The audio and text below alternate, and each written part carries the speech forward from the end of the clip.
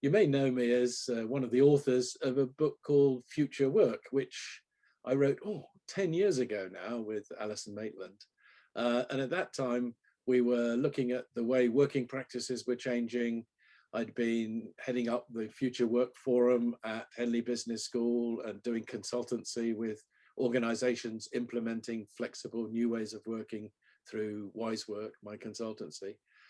And it's amazing what's happened in the last 10 years. In some ways, the world has stood still and we haven't done much dramatic change in the way people work.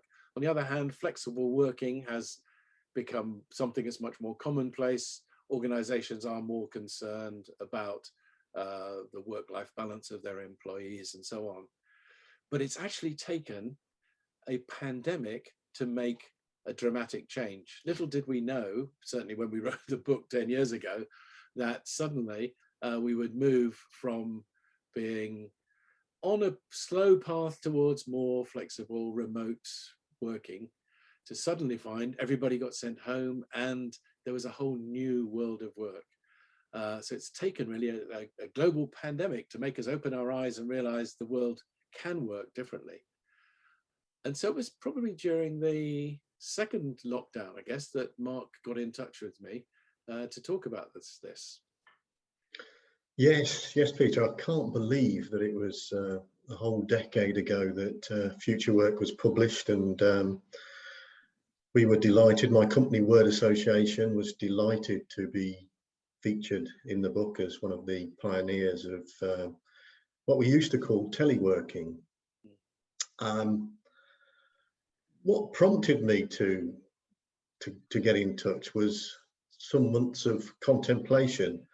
I turned 60 in June of last year, and was surveying the wreckage of a year's plans of travel, all thwarted by COVID-19. And I started to think about life, work, everything really.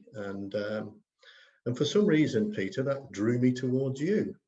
And I dropped you a message via LinkedIn with a thought about how we could potentially work together. And we built up a bit of a conversation from there.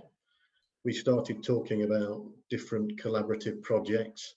And what emerged from that was a discussion about how the world of work was changing. And it's from that discussion that the book Never Going Back was born. It was clear to us from our discussions that something really profound was going on. Unlike everything else to do with COVID-19, this had the potential to be a good thing once the pandemic was over. So we talked some more via Zoom, of course, in this way that we're talking now. And the both of us became inspired. Yes, I mean, what interested me, I suppose, was the whole business of how once the pandemic had hit, how organizations had to rapidly change and adapt to a kind of whole new world. What does this mean for managers? How do you manage through this incredible change? How did it impact people, their lives? How were people just going to survive through lockdown, never mind manage to change the way they work and thrive? And I guess that started to influence the chapters we ended up in the book. You know, we could look at what was happening with the workplace. You know, does work is something you do, it's no longer a place you go to. How could managers manage people when they weren't in the workplace with them? How would they cope with leading virtual teams? How are they going to adapt to the technology, Zoom and so on?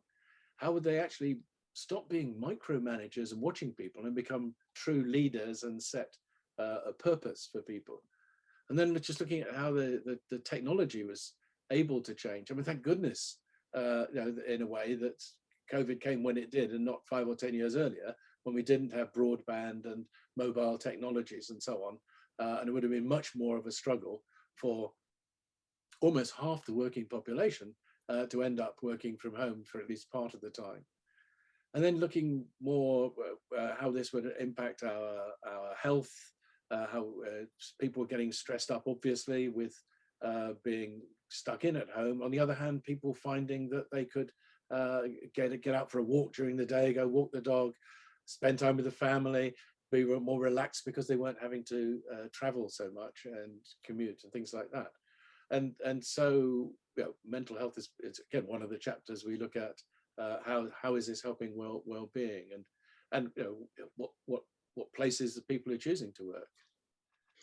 Yes, it was clear that the whole phenomenon around COVID-19 and its impact on the world of work was